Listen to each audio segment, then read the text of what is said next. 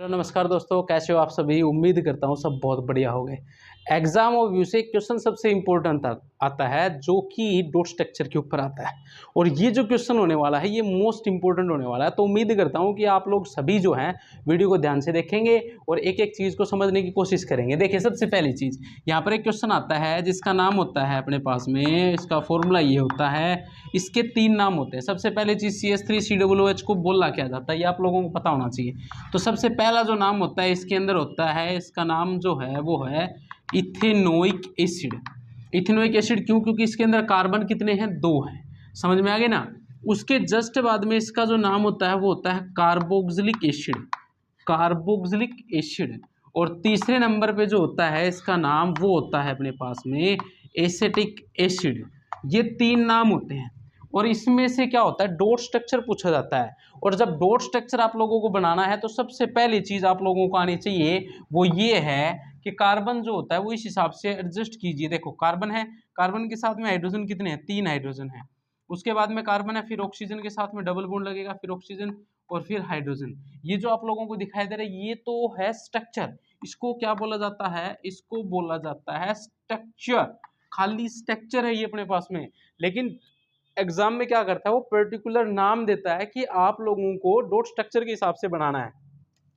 तो जब हम डॉट स्ट्रक्चर के हिसाब से बनाते हैं तो डॉट स्ट्रक्चर के हिसाब से अपने को किस हिसाब से बनाना वो समझने की कोशिश कीजिए।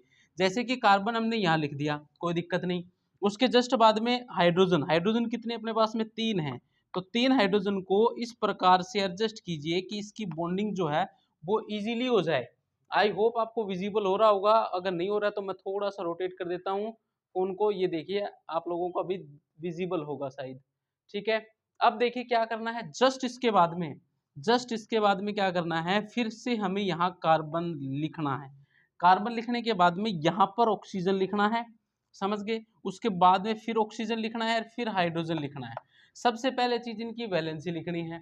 वैलेंसी लिखने के लिए जैसे इस हाइड्रोजन में लिखेंगे हम, हाइड्रोजन की वैलेंसी कितनी है?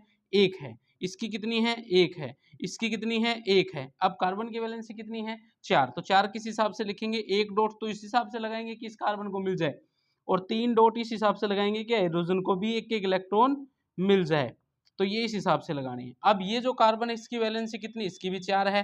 तो 1 इलेक्ट्रॉन तो इस हिसाब से लगाओ कि इस ऑक्सीजन को मिल जाए, 1 इलेक्ट्रॉन इस हिसाब से लगाओ कि कार्बन ले ले। उसके जस्ट बाद में 2 इलेक्ट्रॉन यहाँ लगाओ, क्योंकि ऑक्सीजन ऊपर आप लोगों को दिखाई दे रहा है तो ये क्या करेगा? 2 इलेक्ट्रॉन लेगा। तो यहाँ पर 2 इलेक्ट्रॉन तो ऑक्सीजन के हो गए, 2 यहाँ हो गए ऑक्सीजन के, 2 यहाँ हो गए, तो 6 ऑक्सीजन के हो गए, 2 कार्बन के हो गए। इस हिसाब से एक यहाँ पर लगाइए, एक यहाँ पर लगाइए, क्योंकि एक हाइड्रोजन को भी तो देना पड़ेगा। अब ऑक्सीजन के 2 ऊपर डॉट लगा दीजिए, 2 नीचे डॉट लगा दीजिए। इस हिसाब से पहले तो आप लोगों को क्या करना है, इनकी वैलेंसी को लिख लेना है। और वैलेंसी लिखने के बाद में आप लोगों को ध्यान में क्या रखना है, किस हिसाब से इस चीज को बनाना है वो समझने की कोशिश कीजिए। सबसे पहले इसका डुप्लेट कंप्लीट कीजिए। डुप्लेट किसका कंप्लीट करना है मेरे बेटा? डुप्लेट कंप्लीट करना है भाई हाइड्रोजन का। तो हाइड्रोजन का हम डुप्लेट कैसे कंप्लीट करेंगे, ध्यान से समझना। यहां से इसको क्या कर देंगे, एक इलेक्ट्रॉन दे देंगे। आपको दिखाई दे रहा है? ठीक है। अब इसको एक इलेक्ट्रॉन दे देंगे और इसको भी एक इलेक्ट्रॉन दे देंगे। तो देखा आपने कि हाइड्रोजन ने अपना डुप्लेट कंप्लीट कर लिया है। ठीक है। अब क्या करना है, अब इस कार्बन को, ठीक है ना, इसका ऑक्टेट कंप्लीट करवाना। और ऑक्टेट कंप्लीट कितने में होता है? 8 इलेक्ट्रॉन में होता है। डुप्लेट कितने में होता है भाई? डुप्लेट कितने में होता है? 2 में ही तो होता है। तो आप ध्यान से समझिए कि ये जो है ये क्या करेगा, इलेक्ट्रॉन लेगा। कहां से? पहले तो एक इस कार्बन से लेगा और फिर इन सभी से ले लेगा।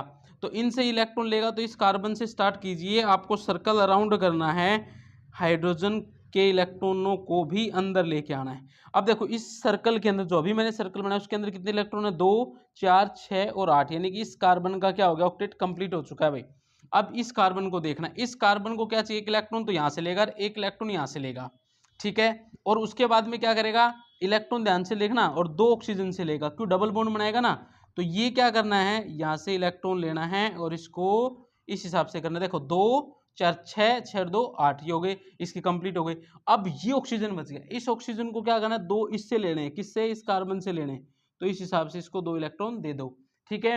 अब क्या बच गया अपने पास में, ये ऑक्सीजन बच गया। अब ये ऑक्सीजन क्या करेगा भाई, एक इलेक्ट्रॉन तो इससे लेगा, एक इससे लेगा, 6 तो थे इसके पास में। तो ये क्या करेगा, इससे इलेक्ट्रॉन लेके इस हिसाब से स्ट्रक्चर बना लेगा। ठीक है, किस हिसाब से बना लेगा, इस हिसाब से, ये अपने पास में हाइड्रोजन है। अब ये ऑक्सीजन ने बना लिया तो ये हाइड्रोजन बच गया, अब ये हाइड्रोजन क्या लेगा, एक ऑक्सीजन से लेगा, तो इस हिसाब से आपको स्ट्रक्चर बनाना है। आई होप आपको ये चीजें समझ में आ गई होगी। ये डॉट स्ट्रक्चर सबसे इंपॉर्टेंट है, पेपर में पूछा जाता है, चाहे तो वो HBSC बोर्ड हो, चाहे वो CBSC बोर्ड हो, चाहे वो RBSC बोर्ड हो, चाहे कोई अदर बोर्ड हो, सभी बोर्ड के अंदर ये चीज आपको पूछी जाएगी। तो उम्मीद करता हूं कि बिल्कुल शांति से बैठकर आप इस चीज को देखेंगे और इस चीज को मेमोराइज करेंगे और बनाने की प्रैक्टिस करेंगे तब ये चीज आप लोग जल्दी से कर पाएंगे।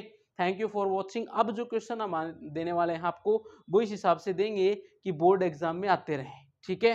तो जो क्वेश्चन आपको बताए जाते हैं वो उनको आपको करना है। Thank you for watching. मिलते हैं अपने नेक्स्ट वीडियो के अंदर नेक्स्ट क्वेश्चंस के साथ में, और वो क्वेश्चंस मोस्ट इंपोर्टेंट होने वाले हैं। थैंक यू, प्लीज शेयर जरूर कर देना।